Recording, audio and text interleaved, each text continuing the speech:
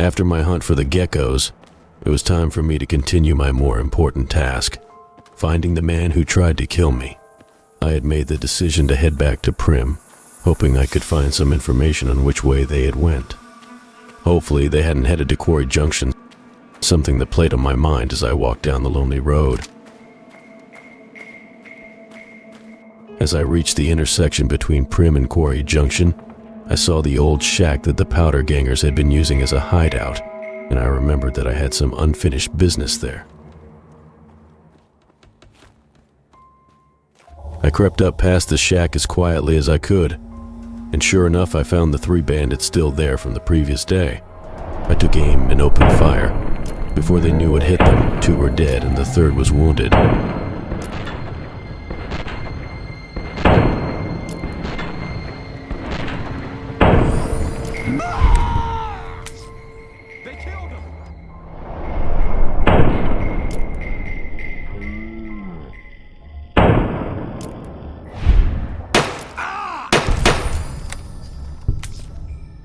The fight ended quickly, and all 3 men lay dead.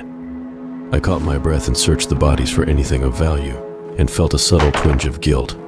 It passed by quickly though, as I knew I was heading into a fight with more of these powder gangers in Primm. I didn't need these 3 coming in behind me, so it was better to take them out now and not have to worry about a surprise or an ambush later. After grabbing what I could, I started off again towards Primm, leaving the corpses of the men for the scavengers of the wastes. A brutal circle of life, but that wouldn't be my fate.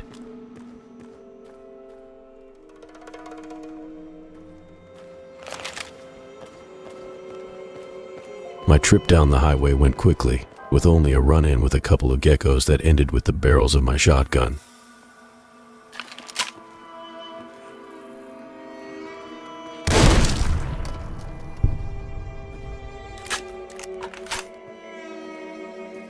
I arrived at Primm late in the day, just before sunset. The NCR camp was quiet, inhabited by a ragtag group of war-weary soldiers and fresh recruits. The guard nodded at me as I passed, and I made my way into the camp. Walking into an NCR camp like this brought back a lot of memories, some good and others not so much. Thoughts and images passed through my mind as I remembered what it was like to be a soldier. The camaraderie, the discipline, the brutality, all of it came flooding back as I took a look around the disheveled camp. It was clear these fellers weren't well supplied, which meant it was going to be up to me to get the information I needed. My plan was to check in with the NCR before making any moves on the town. I needed to get into Primm, but I didn't need to step on the toes of the NCR to do it. I may not have the best history with them, but that didn't mean they were my enemies, and I could use all the help I could get at the moment. I noticed as a sergeant standing nearby waving me over, so I quickly introduced myself. We won't go quietly. I'm Sergeant McGee of the New California Republic Army, 5th Battalion, 1st Company. If you want to talk about something, speak to Lieutenant Hayes. Where are you from, Sergeant? I'm from Hub originally, but it's been a long time since I saw it. I'm on my 2nd tour here. Most non-commissioned officers are. Guess I'll see you around. Sir. The Hub? Hadn't heard of that place in a while. I made my way into the lieutenant's tent and checked in with the officer. Hello. I'm Lieutenant Hayes of the New California Republic Army, 5th Battalion, 1st Company. What's your business? Why does the NCR have you way out here? We were sent out here to hold back the tide of convicts from the correctional facility. As you can probably tell, we aren't doing the kind of job we could be doing. So, what's the problem? The mission isn't a problem. The problem is with supplies. The convicts are better armed and organized than our intel initially suggested. I'm trying to get some reinforcements here, maybe some guns with some firepower, but shit. Things are just going slow. Tell me about the prison down the road. That's where the bandits are coming from, if I'm not mistaken? Most people just call it NCRCF. That's NCR Correctional Facility. A little bit ago, the convicts there staged a coup. Killed the guards that weren't able to escape. And I've been ransacking the area since then. Got any more info for me? Not much. They've taken to calling themselves powder gangers, mostly because they've taken to using the explosives meant to clear boulders as weapons. They got organized faster than I would have thought, most of them at least. Thankfully, the small group in town here seem to have split off from the main force, so they aren't getting anything in the way of support. So escaped convicts had taken over the town and the NCR couldn't do a thing about it. Typical bureaucracy. If you wanted something to be done inefficiently and incompetently, just get the government involved. I had another question for the lieutenant, so I steered the conversation back a bit. I have some free time. Ask away. Tell me a little about the NCR. Where do you come from that you haven't heard of the NCR? Never mind, it doesn't matter much. If you haven't heard of us, you must not be from the Legion. Put simply, the NCR is the greatest nation currently functioning. Anything else you can add? Sure can. The NCR was founded from the survivors of one of the Great Vaults. We started as a small settlement called Shady Sands. We now consist of 5 states that make up the greatest nation since the Great War. Why is this desert so important to the NCR? Well, it's no secret. Our interest here is twofold. First, we want to remain in control of Hoover Dam. It supplies the Republic with power and is a source of fresh water. Second, we want to prevent the Legion from advancing across the Colorado River and endangering the home states. What about the Legion? Caesar's Legion. A bunch of degenerate slavers led by a madman who calls himself Caesar. Every one of them is a barbarian to the last. I've even heard one of their leaders, the legate or something, goes around with a human skull on his head. Savages to the last. Well, thank you for your time, Lieutenant. Goodbye. So that was it. The poor soldiers here were outnumbered and outgunned, worrying not just about the town of Primm, but the prison full of raiders to the west as well. Leave it to a bunch of incompetent politicians to lead good men into bad situations. It was always the soldiers who suffered in war, never the men who started that damn thing. It was a reminder of why I was happy to be done with the whole thing. It was late already, and I decided to head into Primm early the next morning, as I was tired from the day's hunt and needed some rest before taking on a band of raiders. I made my way up one of the half-destroyed buildings and pulled out my binoculars and started scouting the town. The town looked quiet from here, and I couldn't make out any bandits from my vantage point. The NCR had placed landmines on the bridge, so I would have to watch that while crossing. It was at this point I remembered one of the other couriers had a stash hidden away here in Primm, and had mentioned it to me and a few other couriers, saying we could use it if we ever had a need. Could be worth looking into, but not until tomorrow. I ate a small dinner of a gecko steak and a can of beans before settling in to watch the New Vegas sunset. There were few things as beautiful as a desert sunset, something I pondered as I felt the weariness of the past few days wash over me. There was a small unused mattress that the NCR soldiers said I could use, and before the sun had even finished its descent, I was already fast asleep.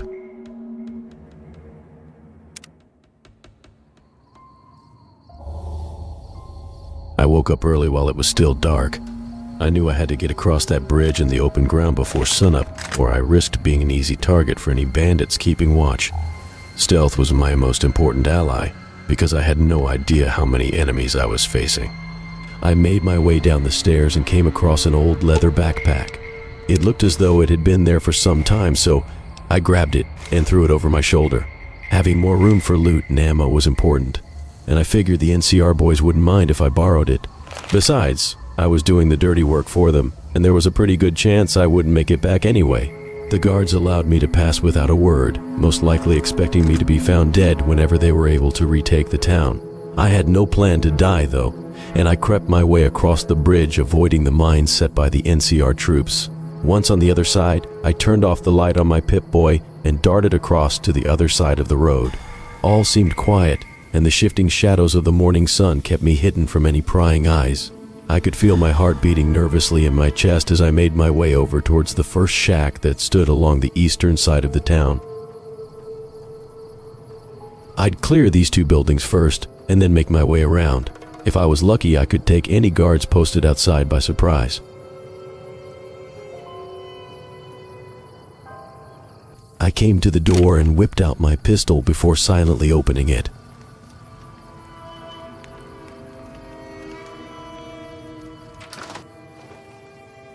Inside was empty, save for a few possessions strewn about the place. One shack down and one to go. I made my way back outside and began the task of heading towards the next shack.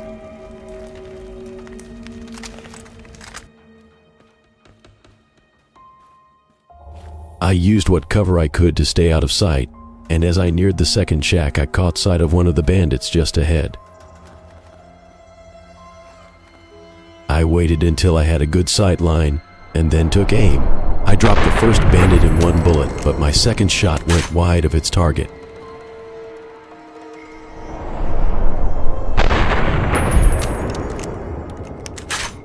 He pulled out his gun and started firing at me. One of the bullets grazed me, but it wasn't too bad.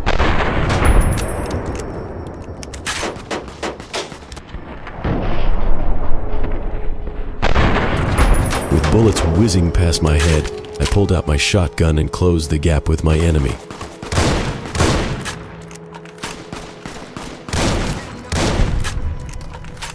Two shots later, he was down. Suddenly another shot rang out, and I turned to see a third guard stationed on the old roller coaster. I moved fast and ducked behind a light pole before squeezing off a shot. The bullet missed, but it accomplished my secondary purpose, suppressing my enemy so I could get closer.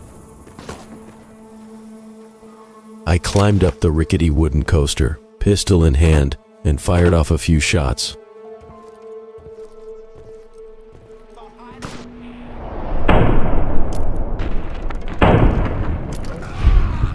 The bandit died before he hit the wooden track, and all fell silent. I made sure there were no other bandits around before searching the bodies and scrounging what I could.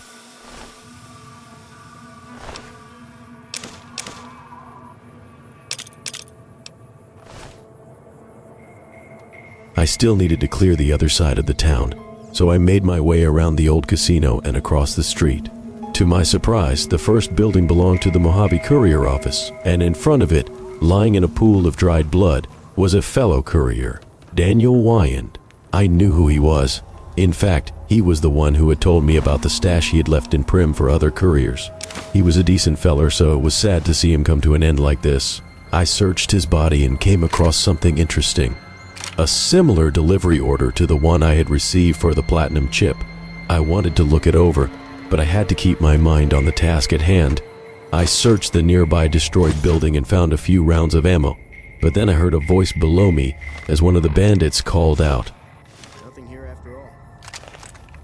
It was clear he didn't know where I was, so I climbed out the back and circled around behind him.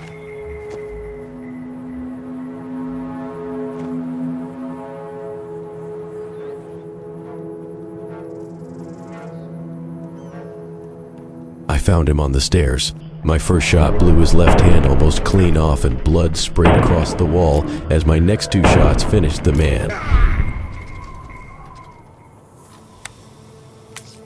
I looked around a bit but didn't find much, so I decided to make the casino my next stop. I saw someone waving at me from an upstairs window, so I ran to the front door and heard the lock click before entering.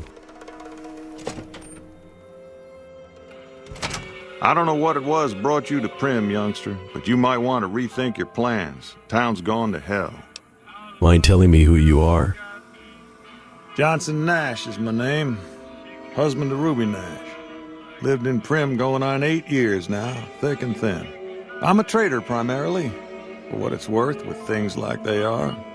I also run the local Mojave Express outpost. Me? I'm just a courier. Well, I don't got any work right now, sorry to say. He worked for the Mojave Express. Maybe he would know something that could help me. I told him someone took a package before I could deliver it. I'll tell you whatever I can.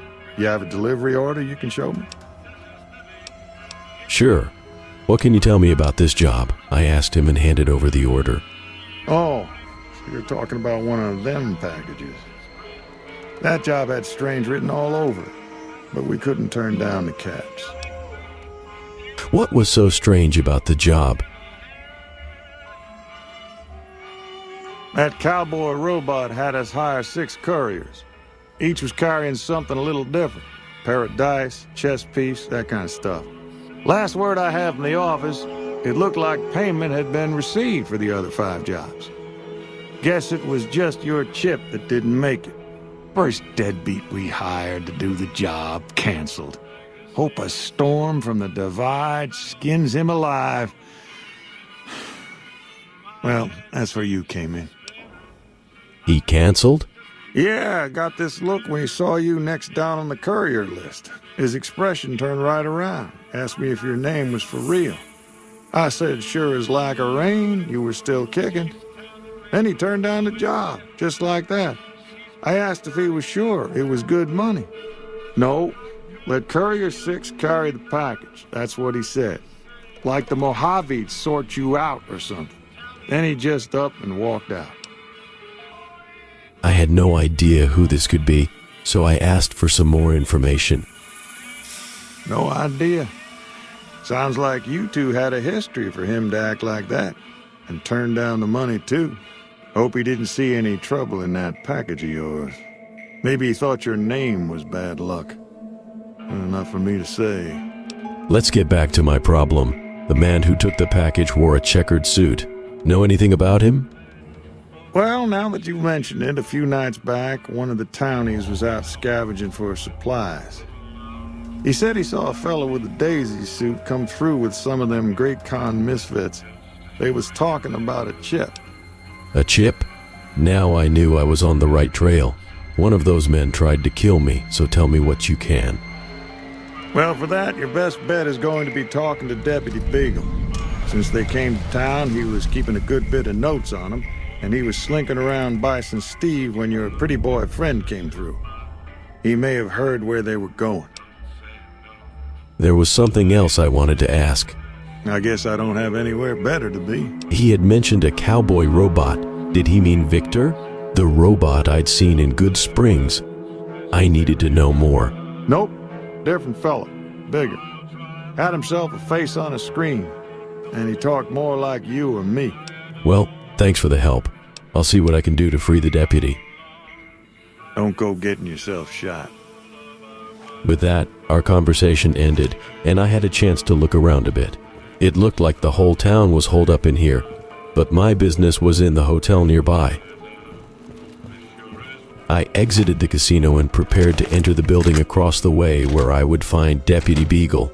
Hopefully, he could point me after the man who shot me, but at least I knew I was heading the right direction. However, I was also thinking about what Mr. Nash had said about the robot.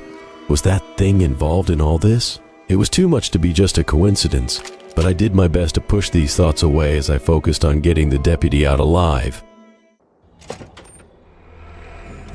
I crept through the front door and was immediately met with gunfire. I hustled inside and ducked behind a corner. Then when I heard the man's footsteps, I swung out with my shotgun and blasted him with one barrel. I heard another voice and ducked down, readying my ambush. Sure enough, another bandit walked around the corner and ate 2 shots.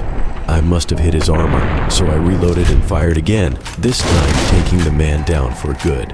Another came to check on his comrades, and I suppressed him with 2 more shots from my shotgun before turning to my pistol to finish the job. Come on.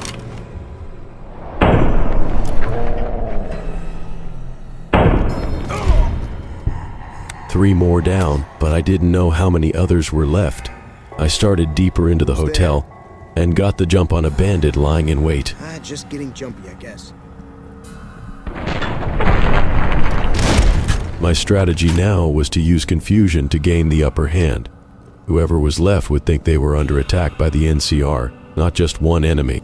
I kept this in mind as I quietly crept forward. I snuck up behind another bandit and hit him with a shotgun blast from behind.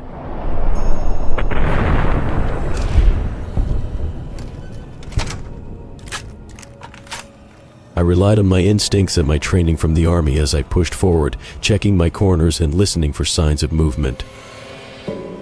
Finally, I came across the deputy who was tied up in the back of the hotel kitchen. In the large dining room to my right, I could see 3 bandits at least. I readied my rifle and told the deputy to stay low. Then, I took aim and fired.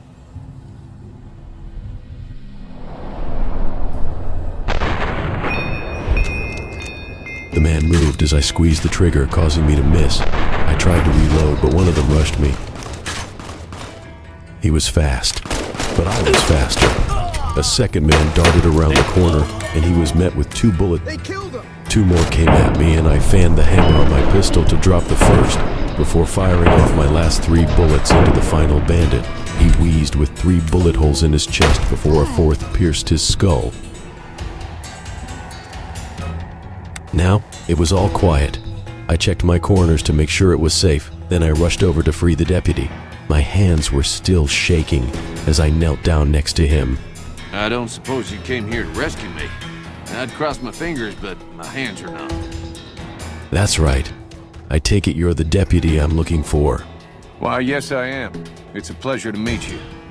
I'm in a bit of a predicament here. I'd be most appreciative if you'd set me free. I heard you might have some information on a couple of cons who moved through the area. They were led by a man in a checkered suit. Indeed I do, good sir. And I would be thrilled to share that information with you as soon as I am released from captivity. Fair enough. Let's get these ropes off you. Oh, that's just marvelous. I think I'll be making my way outside now. The air's a little close in here. Why don't you stick with me in case there are any left in here? Oh, that's so gracious of you to offer to bodyguard me like that. But I'd only slow you down. See you outside. I allowed the deputy to head out on his own, while I stayed behind to loot the bodies and scavenge whatever I could. Then, I heard something. I paused and listened, and that's when I realized I was hearing footsteps above me. There was a second floor to the hotel. Again, I had a choice to make. I had saved the deputy. He had the information I needed to track the cons, and that meant I could continue my pursuit of the man in the suit. However, if there were more bandits around then, I couldn't just leave them here to keep terrorizing the townsfolk. Was I really going to put my life on the line for some town that the NCR couldn't even protect?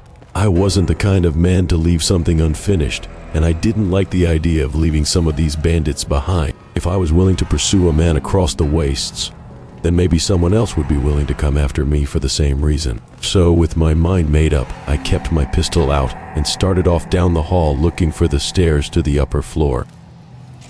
I found them easily and started climbing.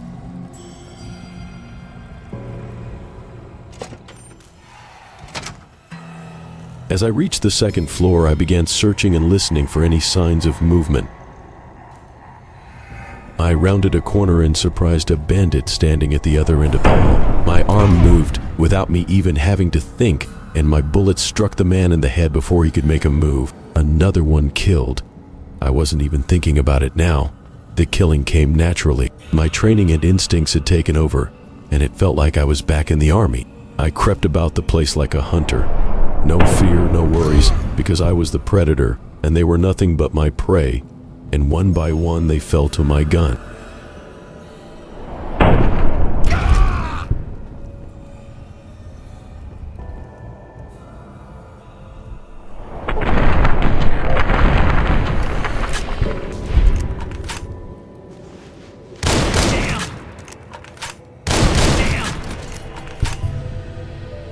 Finally, the smoke cleared as the last bandit fell to the ground in a heap.